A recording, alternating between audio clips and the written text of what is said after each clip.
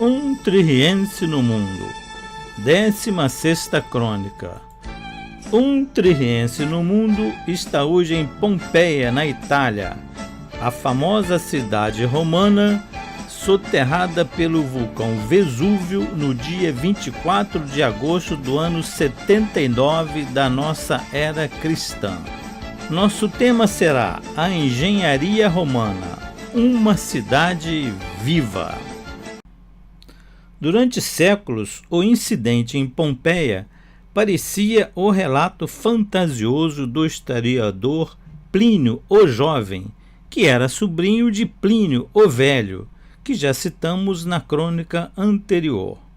Porém, no final do século XVIII, quando Nápoles fazia parte do Reino Espanhol, as ruínas de Herculano foram encontradas, e logo em seguida também da cidade de Pompeia.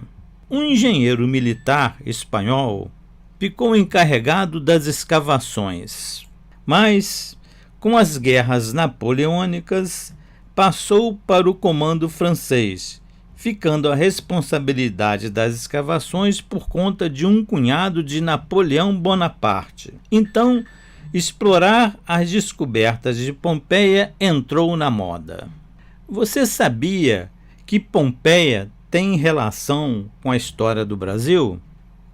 Quando, em 1843, o imperador Pedro II, então um jovem de 18 anos, buscava uma noiva na Europa para se casar, uma das pretendentes foi uma prima distante, Teresa Cristina de Bourbon, duas Sicílias. Ela mandou-lhe uma pintura onde por trás da dama sorridente estava o vulcão Vesúvio soltando fumaça.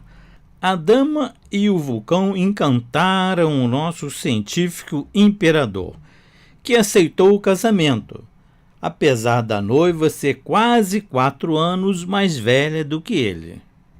Vou começar falando de Pompeia, por onde terminamos a crônica anterior. A via pavimentada romana. Foi o que eu percebi quando visitei a cidade pela primeira vez em 2013. Admirei as pedras do revestimento perfeitamente encaixadas, o meio-fio alinhado nas ruas bem traçadas, as pedras salientes que cruzavam como verdadeiras faixas de pedestre a rua, que assim não sujavam os pés das pessoas, e até o sulco deixado pelas rodas de aro metálico das carroças, desgastando a pedra ao comprimir o revestimento com uma força de 2 quilos por centímetro quadrado. Não parecia uma rua de mais de 20 séculos de existência.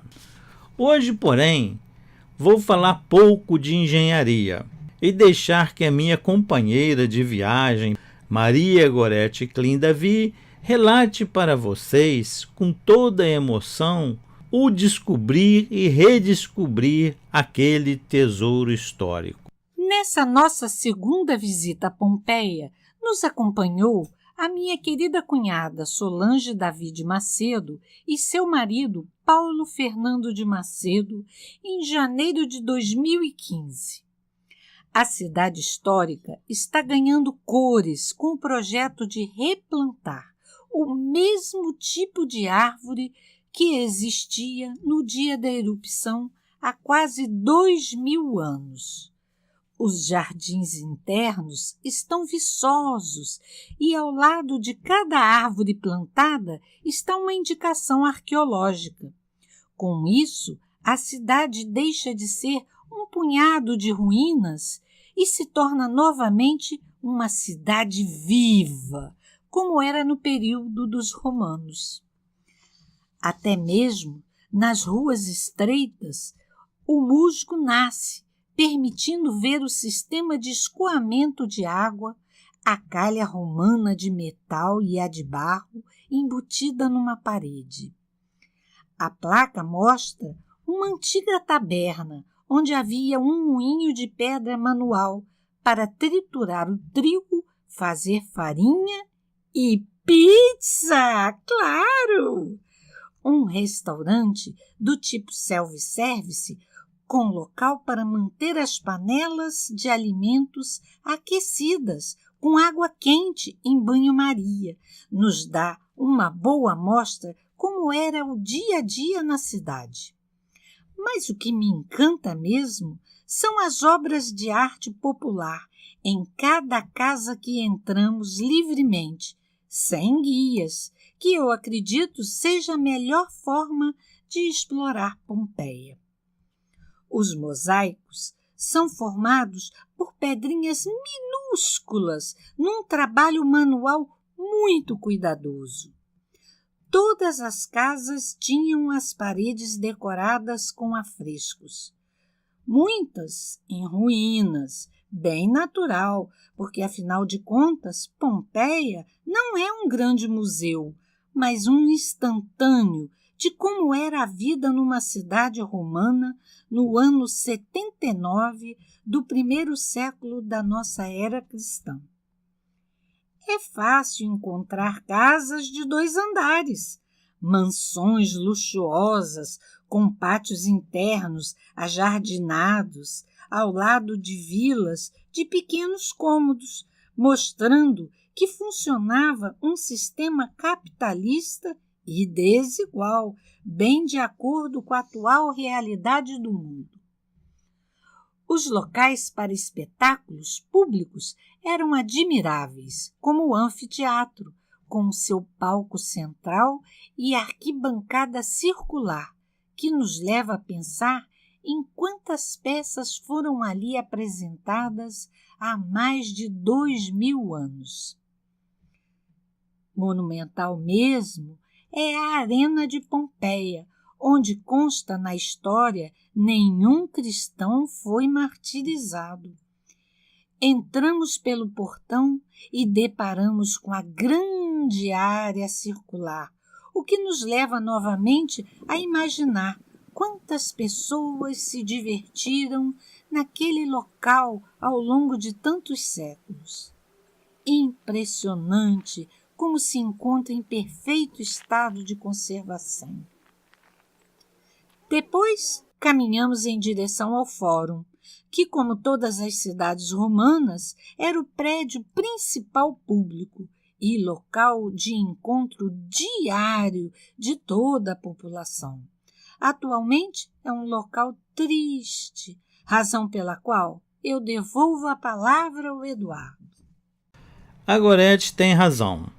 É um local muito visitado pelos turistas, pois reúne as obras de arte, peças do cotidiano encontradas durante as escavações, mas também é muito triste.